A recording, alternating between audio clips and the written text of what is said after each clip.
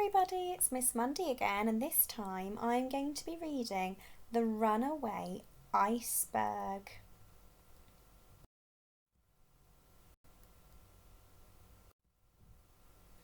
Land ahoy! Shouted Rossi, looking out to sea with her telescope. Shall we dive in and explore, Captain? You know I don't like swimming, Gasper said with a sigh. Suddenly, a cracking sound came from below them. Before they had realised what was happening, a chunk of ice had broken off, and Gasper and Rossi were floating out to sea on an iceberg. Gosh, look how far they've travelled. Quick, swim! Shouted Rossi. But Gasper was afraid. I can't, he cried, peering into the deep, dark sea below. The iceberg floated out farther and farther until they could no longer see land.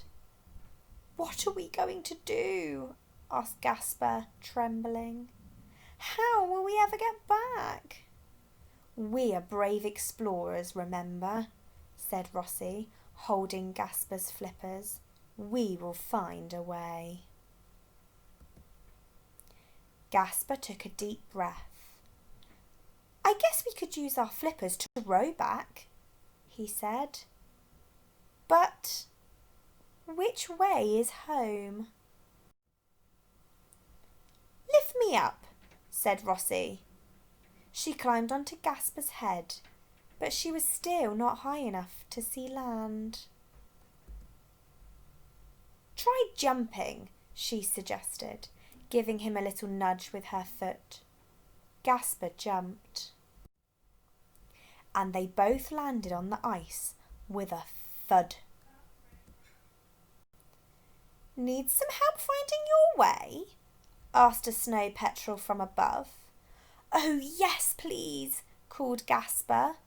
Which way is land? It's this way, called the snow petrel, flying high above them. Gasper and Rossi used their flippers to row as hard as they could, but the current kept pushing them the wrong way. Need us to give you a push? Asked an Antarctic silverfish from below. Oh, yes, please, called Gasper. The silverfish pushed the iceberg along until suddenly it became stuck. We'll never get through here, exclaimed Gasper. Need some help breaking through the ice?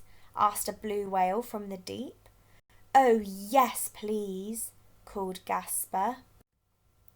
With a huge flip of its tail, the whale smashed the ice and cleared the way.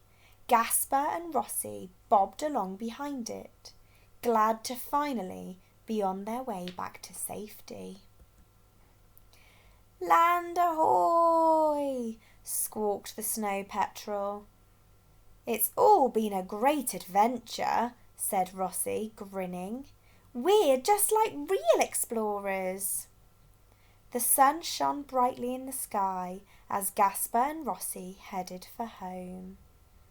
Oh, look, there's all the characters that have helped them on their journey to get back home. Hey, stick to your side, Captain, laughed Rossi as Gasper's tail feathers tickled her feet. I'm right on the edge, grumbled Gasper. The two penguins turned to face each other in shock. The iceberg was getting smaller and smaller. It's melting, shrieked Gasper. We need to move faster. The silverfish swam quicker and the blue whale helped to push, but the ice was melting too fast. We'll have to swim from here, said Rossi. You can do this, Gasper. I know you can. You are the captain, after all. The silver fish started to cheer. Gasper, Gasper, Gasper. Soon everyone had joined in, and Gasper began to feel braver. Gasper gulped.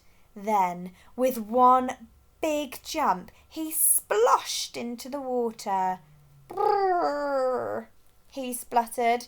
It's so chilly. Use your flippers, shouted Rossie as she dived in over Gasper's head.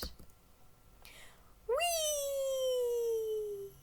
Said Rossie as she headed for home. Gasper flapped his flippers and followed nervously behind. It wasn't long before Rossie and Gasper were back home with their families. You did it, Captain, said Rossie. You got us through our most dangerous adventure yet. I guess I did, agreed Gasper, feeling proud. But I couldn't have done it without my trusty first mate. Look, there's all the penguins back together, all safe and sound. That is the end of today's story. I hope you enjoyed that story all about the adventurous penguins. Remember to come back and listen to the next story I record.